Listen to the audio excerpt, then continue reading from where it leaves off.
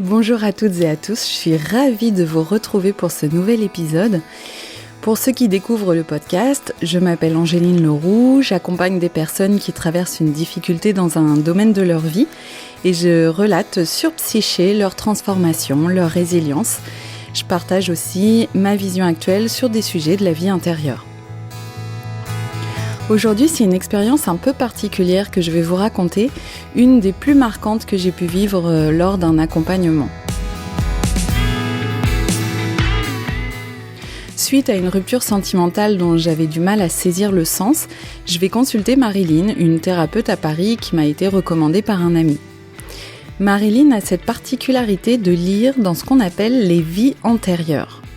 Alors, qu'on y croit ou qu'on n'y croit pas n'est pas le sujet d'aujourd'hui. Je vous laisse vous faire votre propre idée.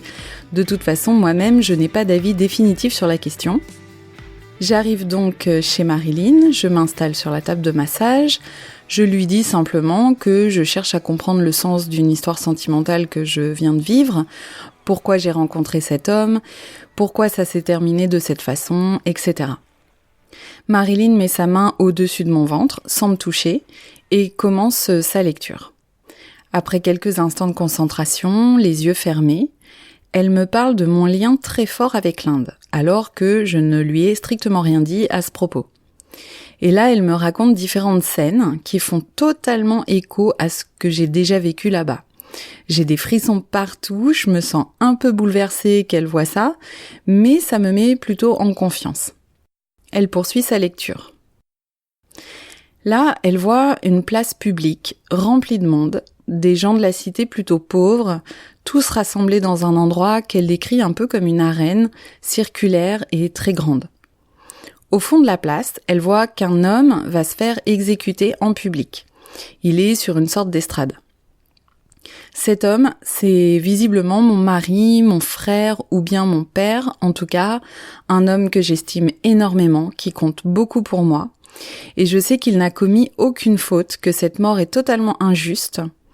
Et moi, je suis au milieu de la foule et j'aimerais bien crier à l'injustice, mais si je me fais remarquer, si je vais à l'encontre de ce que les chefs de cité ont décidé, c'est moi qui mets ma vie en péril. Alors pour ne pas donner raison à ces décideurs, je me retourne pour ne pas voir la scène et je fends la foule discrètement en restant droite, digne. Mais alors ça bouillonne de colère à l'intérieur de moi et c'est insupportable. Marilyn me parle donc de ce que je ressens dans cette scène comme étant de l'impuissance et une rage qui ne peut pas s'exprimer. Ensuite, elle voit d'autres scènes qui évoquent un amour impossible, un lien donc avec l'histoire sentimentale que j'ai vécue et elle me raconte ces différentes histoires et je comprends alors tout le sens de l'histoire présente. 2 ou 3 mois plus tard, je suis à Rouen au cabinet et je reçois Véronique qui vient me consulter parce qu'elle aimerait s'affranchir d'une sensation qu'elle ressent souvent. C'est une impression d'être empêchée intérieurement de faire certaines choses. En fait, elle sent comme un blocage. J'emploie donc une technique d'hypnose humaniste qui consiste à remonter le fil des souvenirs marquants où elle a ressenti exactement ce même sentiment. On commence par un événement récent et puis on remonte dans le temps. Dès qu'un souvenir apparaît, je demande à Véronique de me raconter la scène et de me donner l'âge qu'elle a au moment de cette scène. Le but, c'est de remonter à l'expérience racine, de retrouver le noyau qui a provoqué cette émotion pour s'en libérer. Donc on remonte comme ça sur 3 ou 4 événements jusqu'à un moment où elle est encore dans le ventre de sa mère. Donc, comme le veut cette technique, je lui demande, tout en restant bien concentrée sur son ressenti, si une autre expérience encore plus ancienne que celle-ci lui vient à l'esprit. Et donc là, après quelques instants, elle me dit « oui ». Donc, je lui demande de me décrire la scène, et là, Véronique me dit « Je vois comme une grande place ronde avec plein de gens qui sont mal habillés. Ça ne sent pas bon, c'est sale. Et il y a un homme qui va se faire tuer devant tout le monde. La foule est totalement hystérique. » Alors là, au moment où Véronique me dit ça, je peux vous dire que je sursaute intérieurement. J'en crois pas mes oreilles. Mais bon, je poursuis l'accompagnement en restant bien centrée. Je lui demande donc de me décrire tout ce qu'elle ressent. Et là, elle me dit que ce qu'elle ressent est horrible, qu'elle a très peur, qu'elle sait que elle ne peut rien faire, sinon ça va mettre sa vie en jeu, qu'elle refuse de voir cet homme se faire exécuter sous ses yeux et qu'elle sait très bien qu'il n'a rien fait. Alors là, moi qui connais déjà l'histoire, qui sais qu'il y a une émotion de colère intense qui ne peut pas s'exprimer, je sais aussi qu'une émotion non exprimée, contenue, ça crée un blocage dans le corps. Donc je propose à Véronique de repérer dans la place où elle est s'il y a une sortie et de fendre discrètement la foule pour sortir de la place. Je lui propose de s'éloigner dans un endroit où elle sait qu'il n'y a absolument personne. Donc Véronique se dirige vers la sortie du village et elle trouve un champ à côté d'une forêt. Je lui demande de se poser là et surtout de laisser sortir sa colère, sa rage.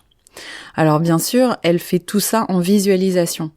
Et moi de mon côté, je vois par les signaux de son corps qu'elle est complètement en train de vivre la scène comme si elle était bien réelle.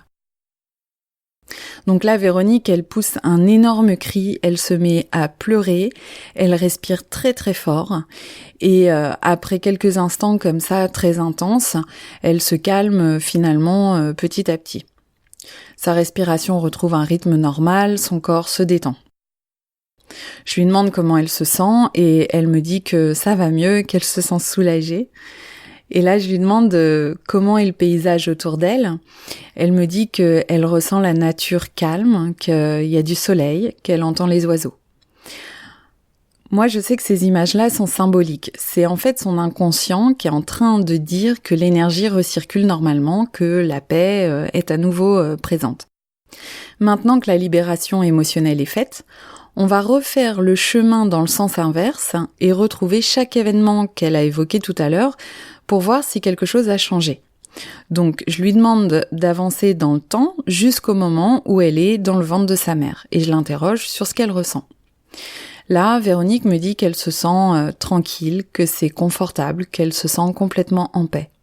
Ensuite, on continue sur les autres souvenirs et donc là, dans chaque scène, son ressenti a changé, l'ambiance est différente, sa vision même du souvenir s'est transformée.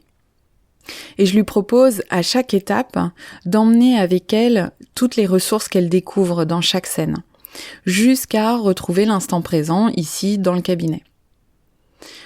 Véronique ouvre ses yeux, émerveillée par ce qui vient de se passer, et moi, je suis aussi émerveillée qu'elle, évidemment.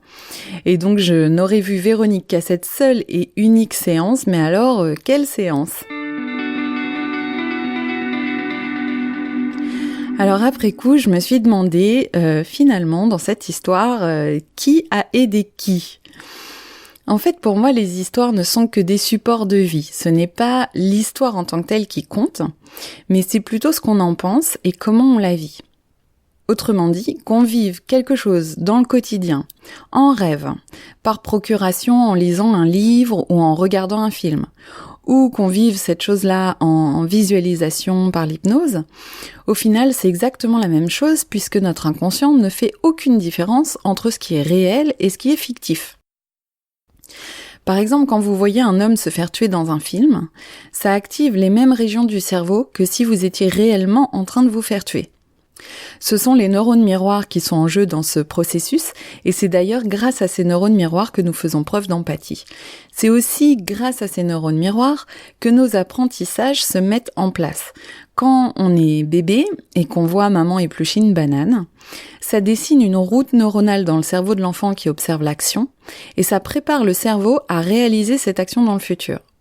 L'enfant saura d'autant mieux éplucher une banane que son cerveau aura déjà été pré-câblé pour réaliser cette action. Pour en revenir à mon histoire, quand Marilyn m'a fait part de la scène quelques mois plus tôt, en fait, on n'est rien allé libérer émotionnellement. On a juste constaté ce qui se vivait, ce qui est déjà pas mal, puisque ça remonte à la conscience.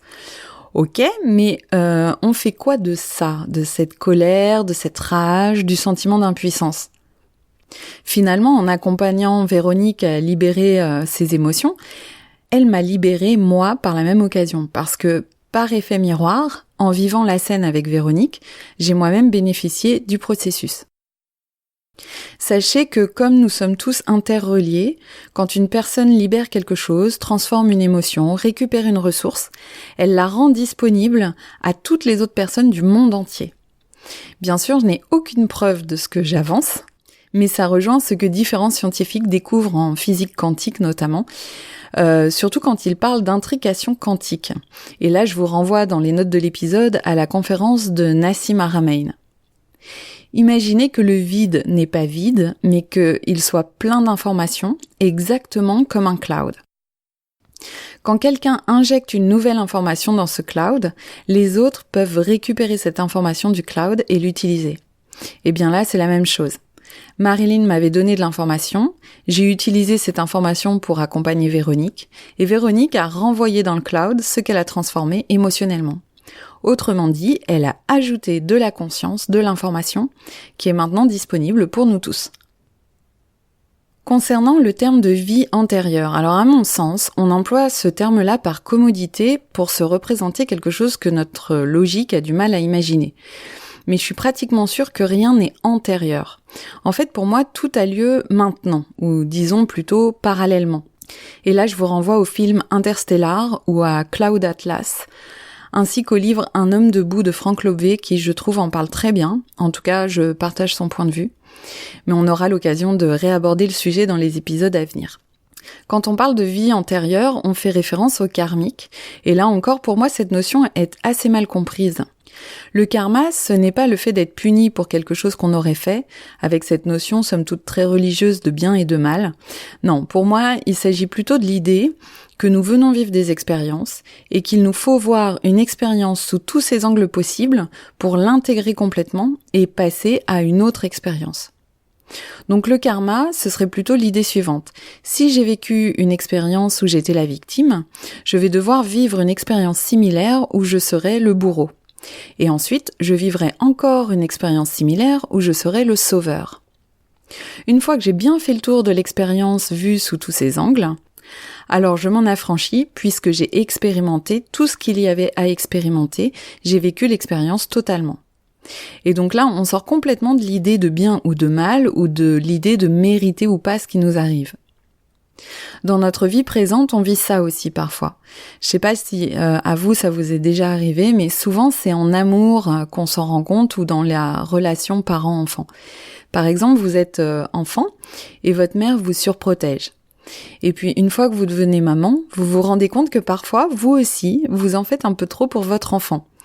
Et vous comprenez ce que votre propre mère pouvait ressentir et pourquoi elle faisait ça avec vous. Donc vous voyez, c'est comme si vous expérimentiez les différentes facettes d'une même situation.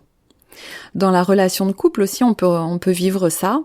Vous êtes avec un partenaire qui semble n'en faire qu'à sa tête, qui vous laisse un peu sur votre faim, un peu frustré.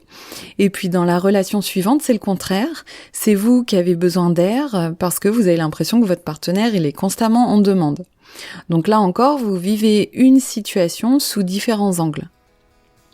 Dans le cas de l'histoire que je viens de vous raconter, je ne sais pas si c'est l'inconsciente de Véronique qui s'est branchée sur le mien pour utiliser cette histoire et libérer une émotion, ou bien si elle a vécu une expérience comparable à la mienne, ou s'il s'agissait uniquement de mon expérience que Véronique a débloquée pour moi. Bon, et ça, je ne le saurai jamais.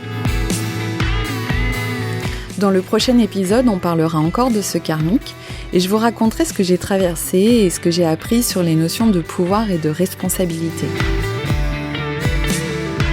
Si cet épisode fait écho à une histoire que vous avez vous-même vécue, je vous invite à m'en faire part sur la page Facebook de Psyché, sur la chaîne YouTube, sur Podcastix ou alors sur mon compte Instagram. Je vous mets tous les liens dans les notes de l'épisode. Et c'est peut-être votre expérience que je lirai dans un prochain épisode. En tout cas, merci pour votre écoute et merci beaucoup pour tous les commentaires que vous m'avez laissés depuis la création du podcast. Ça me touche vraiment beaucoup. À très bientôt sur Psyché.